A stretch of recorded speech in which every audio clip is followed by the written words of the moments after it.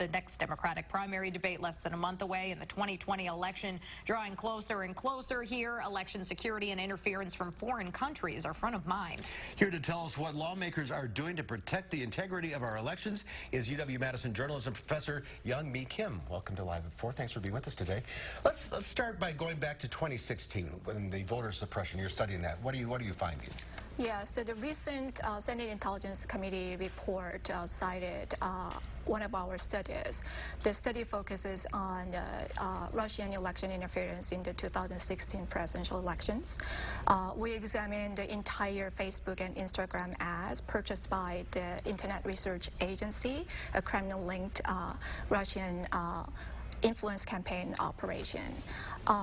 We found a systematic voter suppression, which is defined as a strategy that breaks the coalition of the opposition. Russians use the three types of voter suppression ads on Facebook and Instagram. First, election boycott, so telling people that like boycott the election, do not go to the poll today, things like that. Second, third-party candidate promotion. For example, vote for Jill Stein. And third, in-kind candidate attack. For example, attacking Clinton, targeting likely Clinton voters. Interestingly, all of these voter suppression ads targeted non-white and likely Clinton voters. We did not find a single voter suppression ad targeting likely Trump voters or conservative voters.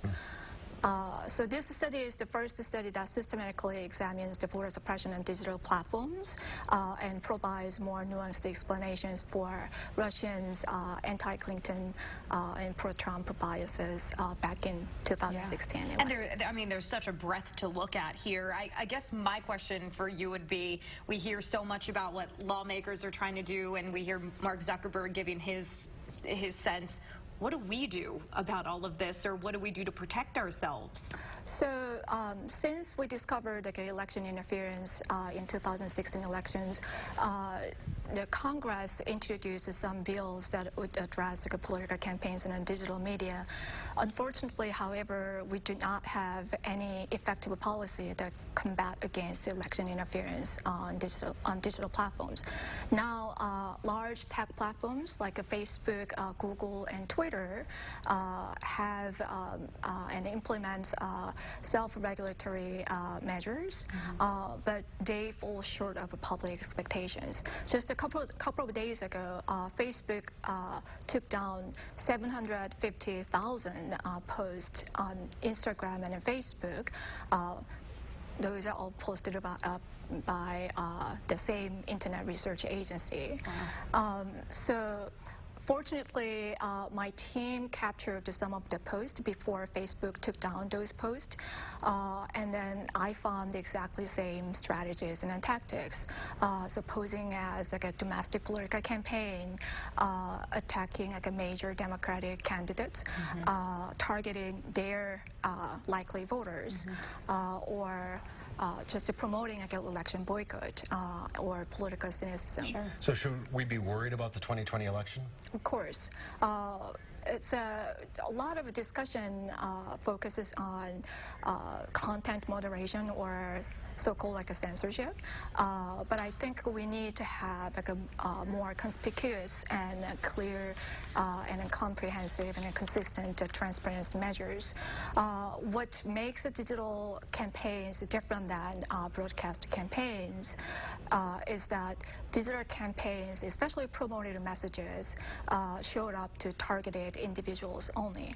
This means that investigators, journalists, or researchers almost they are not possible to examine those campaigns unless we develop large-scale crowd-source-based data collection, like my research team did back in 2016 elections.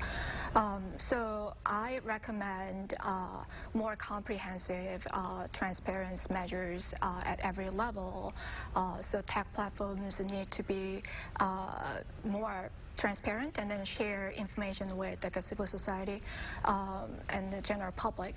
But also Congress need to consider some legislative approaches. Yeah. A lot of work needs to be done. We have to kidding. keep an eye on this. Keep up the good work, Professor. Yeah, Thanks for thank being you with us so today. much. Thank you for having me.